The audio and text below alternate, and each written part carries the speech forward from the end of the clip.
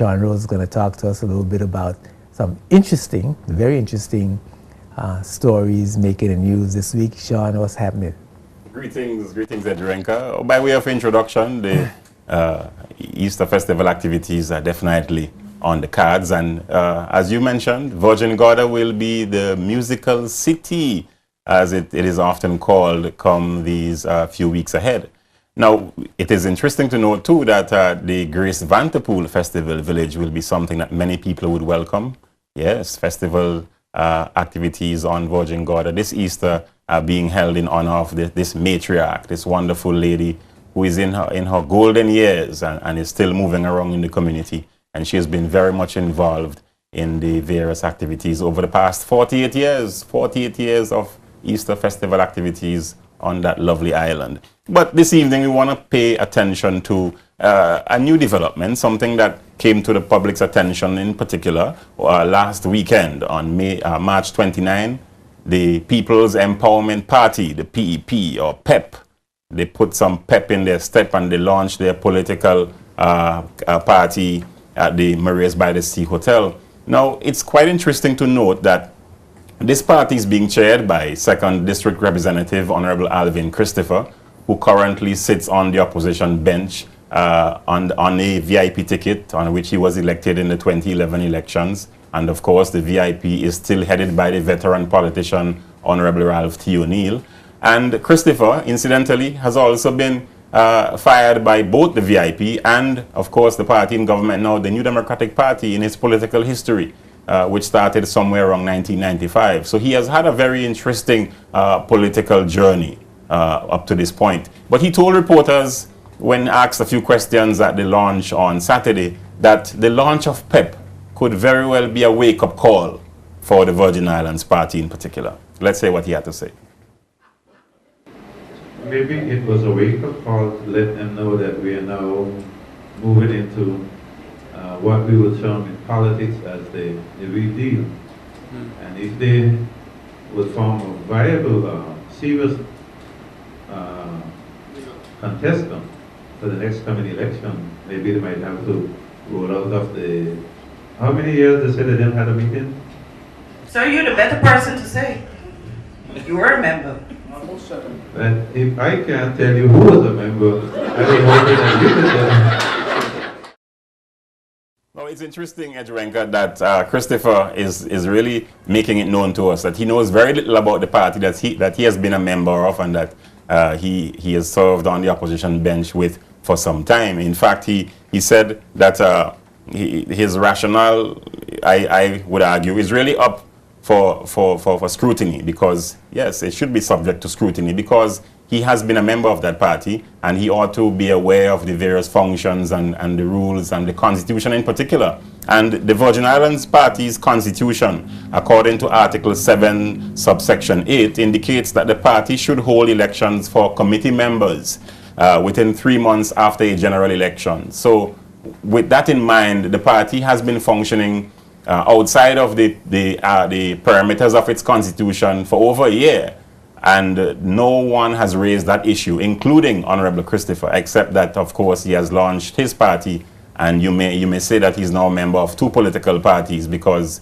he did indicate as well that he did not resign from the VIP, except to say that his resignation can be accepted by virtue of him not having paid his dues for some time. And that is really, again, questionable, because a tenant is still a tenant whether or not they are paying their fees or they're making their payments to their landlord, and also until they make an official declaration that they're giving up their particular apartment or the house or what have you to the landlord, to basically sever that tie or to end that relationship, to end that contract. And in this case, Christopher is telling us that he has not officially ended or severed ties with the Virgin Islands Party, but he has seen it fit to move on to form his own party. And that's why I say he's still a member of 2 political parties.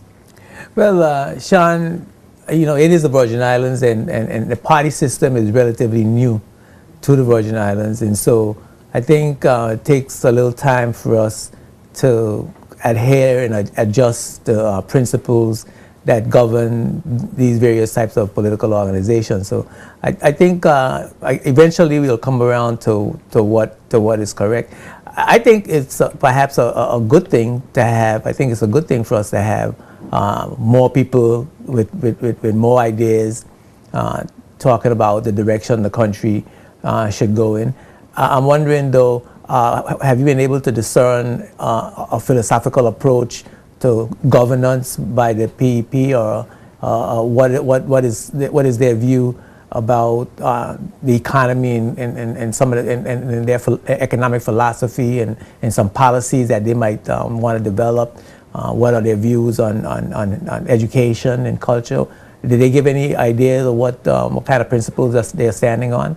Yes, they did. But to be quite frank, nothing deviated from the norm. And I think that the party chairman, who also indicated that he is willing and he has ambitions to become premier of this territory, had an opportunity to really state that philosophy within a couple sentences. He should have indicated what were the reasons or the justification for him being fired by the VIP and subsequently by the NDP.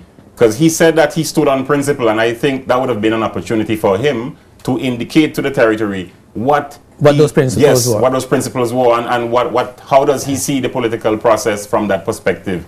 If he's suggesting, for example, that he didn't want to take part in corrupt activities, then I'm sure the electorate would have welcomed that. But he didn't declare his hand in that regard, and I think that was an oversight. So yes, they made some references to different aspects of the economy and so forth, but there were some statements made that they may want to rethink as well as it relates to. So they presented an overall Yes. program of the direction that they think the country should go in was presented at the lunch. I don't think it was an overall plan. They did hint at some of the areas that they would like to focus on. Of course, they mentioned the core areas, financial services. They would like to see agriculture become a stronger pillar and so forth. But for me, that is really the run of the mill. Nothing outside of the norm, nothing new at this point, and I'm sure they would want to develop on those. Well, time to come. I wouldn't say it's a run of the mill. Those are important issues. Agriculture, of course, food production generally is an important issue. The economy is an important issue. Financial services, of course, is a pillar.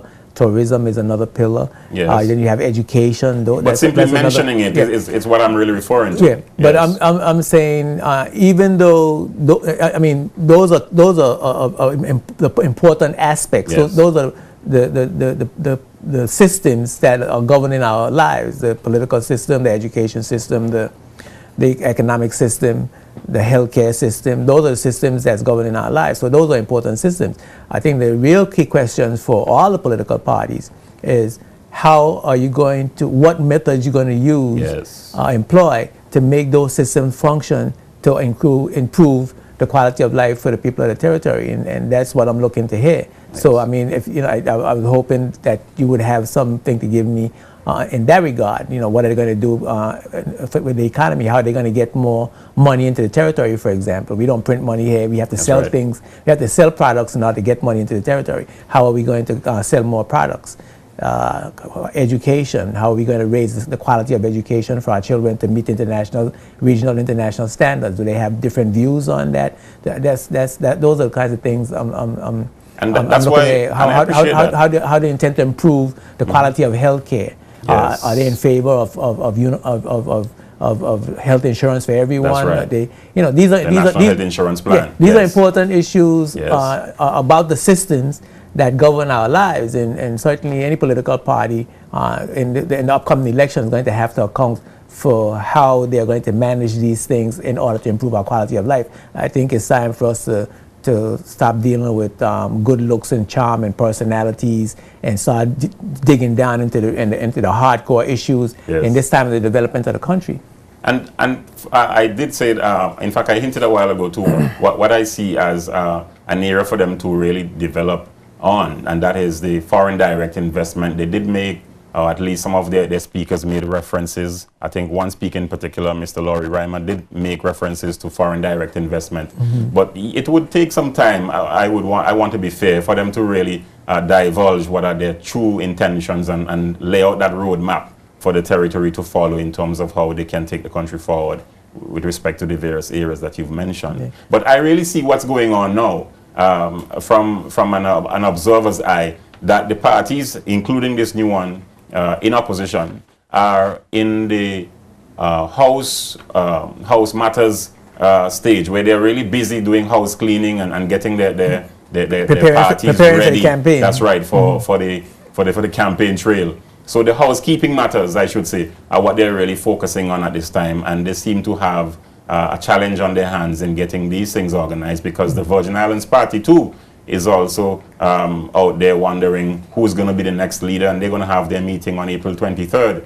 And of course we know that the allegations are flying around as to what will happen when that meeting is held, whether or not some of its members are moving to the new, apart from the chairman here for the PEP, Mr. Christopher, whether some of the members of the VIPR are going to move with this new party, and who will really constitute the members of this new party, and what will happen to the Virgin Islands Party.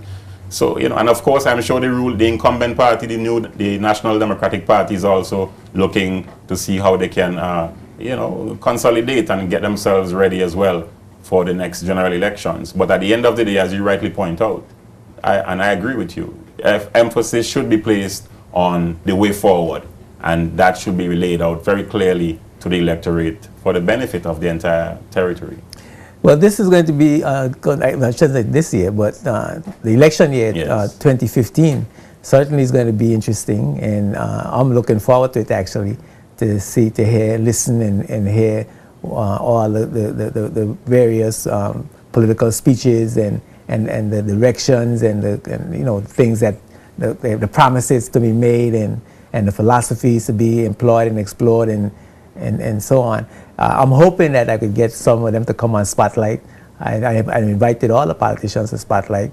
But I would like to mention, Edrinka, that the president of the party, which is a very promising sight, is a very young man, Natalio Wheatley, also called Sowande, you know, and I think that he is someone who will be willing to definitely engage in public discussion, as you are really, you know, inferring, and I'm sure he'll take you up on that. But he, as a lecturer at the HLSCC, would probably be asking himself, why now? Because the college has just recently published a statement warning its members of staff about their involvement in politics. Of course, I am aware that there wasn't a policy in place prior to, well, I'm not sure of the date, but I know prior to the last elections or leading up to that period, 2011, there wasn't a policy in place at the college that really addressed the involvement of members at the political level, at least I'm sure at the level of actual participating in the process, as Mr. Sowande Uhuru or Natalio Wheatley is doing. So, you know, those issues do present some challenges as well, and those are things that would add to this very interesting mix. Yes, those are the college policy and as relates to politics and politicians and persons and employees of the college, certainly in this particular instance is going to make for interesting discussion, and yes. And you never could tell, maybe some litigation as well. That's right. Because that's right. You know, it might be an area where one can question whether the policy is in line with the individual constitutional rights, and yes, and so yes. These are issues that, of course, and we don't want to limit people's ability to take part in the political process either. Yeah, so these are going to be some interesting issues. So there's a lot of issues that's going to be coming up.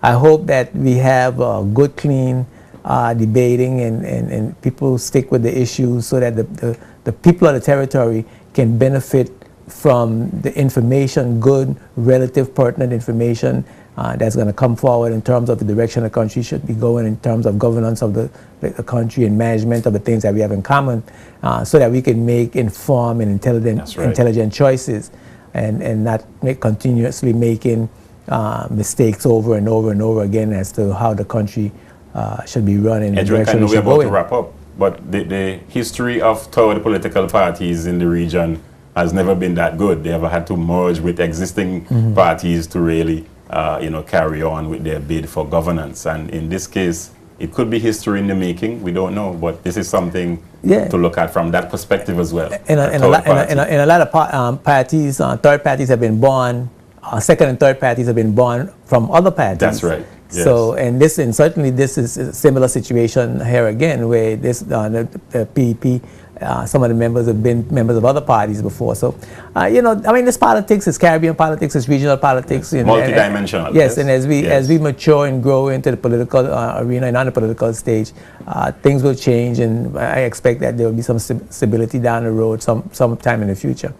But some interesting stuff, Sean. Thank you very much, and of course we're looking forward to the Virgin Gorda Easter Festival coming up in the next couple of weeks. We're going to take a break. Yes, we're going to take a break for a word from our sponsors. Spotlight is brought to you by the National Bank of the Virgin Islands, the BVI Tourist Board, and CCT Global Communications.